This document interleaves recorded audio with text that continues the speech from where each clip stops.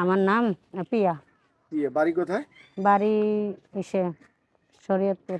শরীয়তপুর। হুম। আপনার ফ্যামিলিতে কে কে আছে? আমার ফ্যামিলিতে আমার বাবা নাই, বাবা মারা গেছে, মা আছে।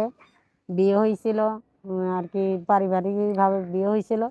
তার তার বিয়ে হয়েছে, তার বাচ্চাটা পেটে আসনে, তার বাচ্চাটা হওয়ার পর আমার থিয়া গেছে গা। আরেকটা বিয়ে করে ছেড়ে গেছে, বাচ্চা হওয়ার পর চলে গেছে গা। আপনার এই বাচ্চা? হ্যাঁ, এই বাচ্চা গেছে, বাচ্চা হওয়ার 2 মাস পরেই চলে গেছে গা। 2 মাস পরেই? হ্যাঁ, এখন বাচ্চাটা নিয়ে খুব কষ্ট করে আপনার বাচ্চা। শ্বশুর বাড়ি কোথায় ছিল? শ্বশুর বাড়ি অন্য জায়গায় ছিল, অন্য জায়গা বলতে? এই ঢাকা বিক্রমপুর ছিল। আর আপনার বাবার বাড়ি কোথায়? শরীয়তপুর। শরীয়তপুর। হুম। এখন আসলে কি বলতে আসছেন একটু বলেন। ভাই আমি বলছি এখন বাচ্চাটা নিয়ে খুব কষ্টের মধ্যে আছি, বাচ্চাটা মানুষ করতে পারতেছি না। কেউ যদি আমার বাচ্চারা দায়িত্ব নিয়ে পাশে দাঁড়ায়, বিয়ে শাদী করতে চায়, আমি বিয়ে শাদী করবো, এই আর কি, এর জন্য আসা। আপনার দায়িত্ব, আপনার বাচ্চার দায়িত্ব। হ্যাঁ হ্যাঁ, আর কিছু না, এটাই।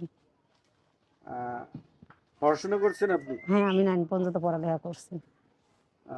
এখন আসলে বর্তমানে কি করেন আপনি? এখন আমি বাচ্চারা নিয়ে বাসা বাড়ি কাম করতেছি, ছোট বাচ্চা নিয়ে কামও করতে পারি না, বাচ্চা চুরাচুরি করে, এদিক ওদিক দৌড়াদৌড়ি করে, কম করতে পারতেছি না।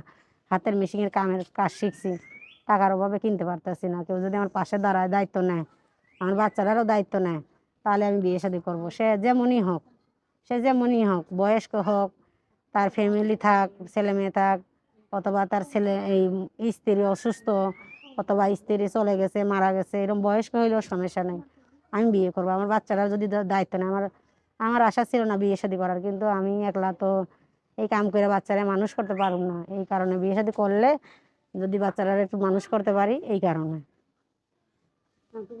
বয়স্ক হইলে আমার সমস্যা নাই, তার ফ্যামিলি থাক, স্ত্রী থাক, অথবা কেমন স্ত্রী অসুস্থ, অথবা মারা গেছে, অথবা ছেড়ে চলে গেছে, এইরকম আর কি, এরকম হইলেও সমস্যা নেই, আমি বিয়ে করবো। আমার বাচ্চাটা নিয়ে যদি কেউ দায়িত্ব নেই।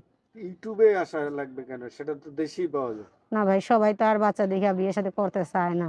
তো ইউটিউবে আসলাম, যদি কোনো প্রবাসী ভাই, অথবা বললাম না তার স্ত্রী চলে গেছে, মারা গেছে, অসুস্থ, হেদের প্রবাসে থাকে কত, এরকম হয় না?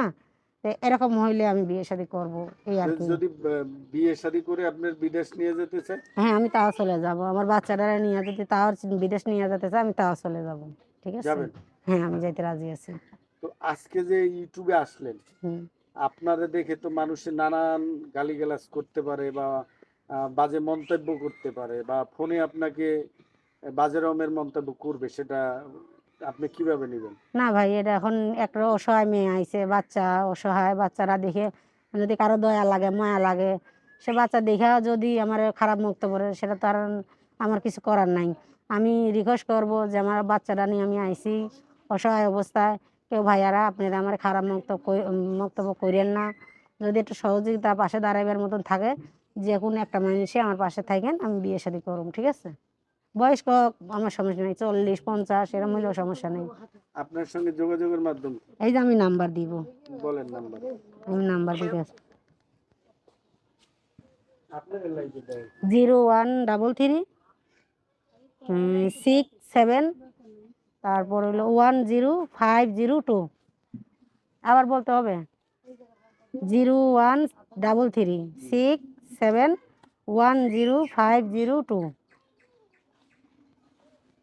দর্শক, আমরা যে আপুর সঙ্গে এতক্ষণ কথা বললাম, এই আপুর সঙ্গে আপনারা বিষয়বস্তু জেনে শুনে বিয়ে শাদী করবেন, টাকা পয়সা লেনদেন করবেন। আপু আসলে অসহায়, তো সেই জায়গাটা আমার একটু বলার আছে। যা কিছু করবেন আপনাদের নিজ দায়িত্বে, ইউটিউব কর্তৃপক্ষ এটার দায়িত্ব নেয় না। তো ভালো থাকবেন, সুস্থ থাকবেন, এই কামনা রেখে আজকের মতো বিদায় নিছি। আল্লাহ হাফেজ। আপনি কিছু বলবেন?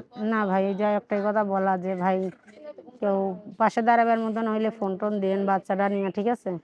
বাচ্চাটা নিয়ে খুব অসহায়ের মতন আছি, বা এইটুকুই আশা, আর কিছু না।